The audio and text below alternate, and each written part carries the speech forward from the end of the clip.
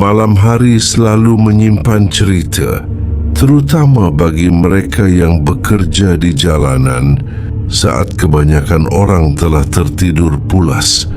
Di antara suara mesin, lampu redup dan jalan sepi, ada perjalanan-perjalanan yang tidak hanya membawa tubuh, tetapi juga menyimpan kisah yang tak pernah selesai. Malam ini kita akan membahas sebuah kisah nyata, kisah sebuah ambulan, sebuah perjalanan pemulangan jenazah, dan pengawalan misterius yang hingga kini masih membekas di ingatan sang sopir. Jika kalian baru menemukan channel ini, salam kenal, langsung saja klik subscribe dan lonceng notifikasinya agar kalian tidak ketinggalan cerita horor menarik lainnya. Baiklah, langsung saja kita mulai ceritanya. Kisah ini dialami oleh seorang sopir ambulans senior, sebut saja Pak R. Ia telah bekerja lebih dari 15 tahun, mengantar pasien kritis, korban kecelakaan, hingga memulangkan jenazah ke kampung halaman. Malam itu, Pak R mendapat panggilan dari sebuah rumah sakit untuk mengantar jenazah seorang pria paruh baya ke desa asalnya yang cukup jauh. Jenazah tersebut meninggal mendadak dan keluarga meminta agar pemulangan dilakukan malam itu juga, agar bisa dimakamkan sebelum pagi. Bagi Pak R, ini adalah tugas biasa. Tidak ada firasat buruk, tidak ada rasa takut. Jenazah telah dimandikan, dikafani, dan diletakkan rapi di dalam ambulans. Lampu rotator dinyalakan, namun tanpa siren. Ambulans perlahan meninggalkan rumah sakit dan masuk ke jalan lintas antar kota yang terkenal sepi saat malam. Namun sejak beberapa menit pertama perjalanan, Pak R mulai merasakan sesuatu yang aneh. Bukan suara, bukan penampakan, melainkan perasaan seperti sedang ditemani. Saat memasuki jalan yang lebih gelap, Pak R melihat sebuah sepeda motor melaju sekitar 100 meter di depan ambulans. Lampu motornya redup kekuningan. Pengendaranya mengenakan jaket gelap dan helm tertutup rapat. Pak R mengira itu warga yang pulang larut malam. Namun semakin lama, motor itu tidak pernah menjauh. Kecepatan ambulans naik, motor ikut naik. Ambulans melambat, motor ikut melambat, seolah motor itu sengaja berada di depan ambulans.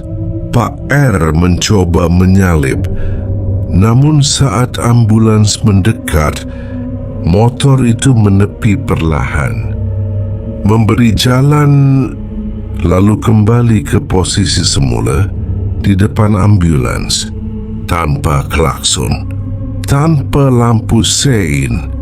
Hal ini terjadi berkali-kali, yang membuat Pak R mulai gelisah.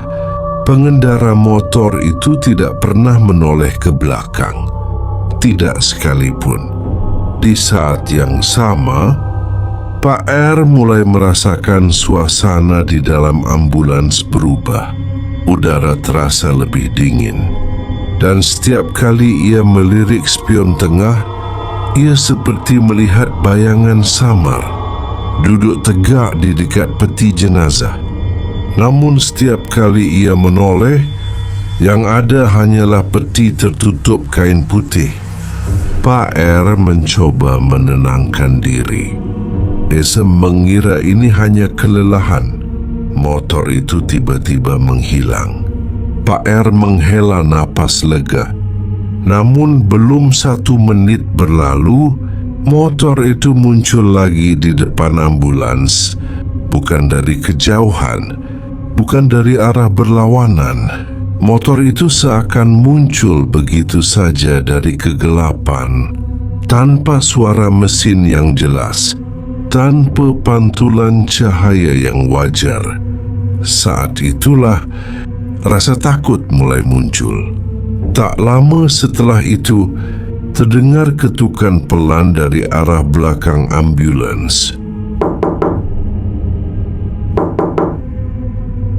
Ketukan itu teratur, bukan suara jalan, bukan barang jatuh. Pak R menggenggam setir erat-erat.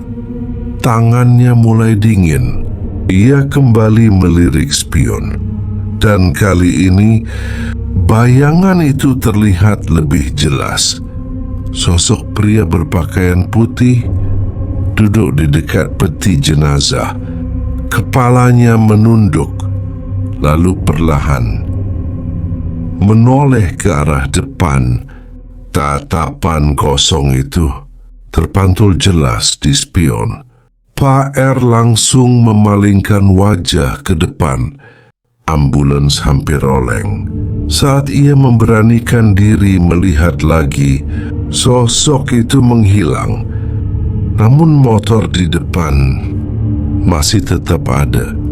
Dengan suara bergetar, Pak R mulai membaca doa. Ia memohon perlindungan dan meminta agar perjalanan ini diselesaikan dengan baik. Perlahan, ketukan berhenti, bayangan tidak muncul lagi, dan akhirnya lampu motor di depan mulai meredup, lalu menghilang sepenuhnya. Jalan kembali kosong. Menjelang subuh, ambulans tiba di rumah duka. Keluarga menyambut dengan tangis dan doa. Saat jenazah diturunkan, seorang tetua kampung mendekati Pak R dan berkata pelan, "Sepanjang jalan tadi, almarhum memang ingin pulang cepat. Semasa hidupnya, dia sering pergi ke mana-mana naik motor sendirian." Pak R terdiam. Semua potongan kejadian malam itu seakan tersambung satu sama lain. Sejak malam itu, Pak R percaya satu hal. Tidak semua perjalanan jenazah hanya membawa tubuh yang telah tiada. Ada kalanya yang diantar masih memiliki keinginan terakhir. Dan malam itu, jenazah tersebut bukan dikawal dari belakang, melainkan menuntun jalannya sendiri ke rumah terakhirnya. Kisah ini bukan untuk menakut-nakuti, melainkan untuk mengingatkan kita bahwa setiap perjalanan terakhir layak dihormati. Entah itu hanya sugesti atau sesuatu yang berada di luar logika manusia. Yang jelas, para sopir ambulans tahu satu hal pasti. Mereka tidak hanya mengantar jenazah, tetapi juga mengantar cerita yang belum sepenuhnya selesai. Terima kasih sudah menyimak.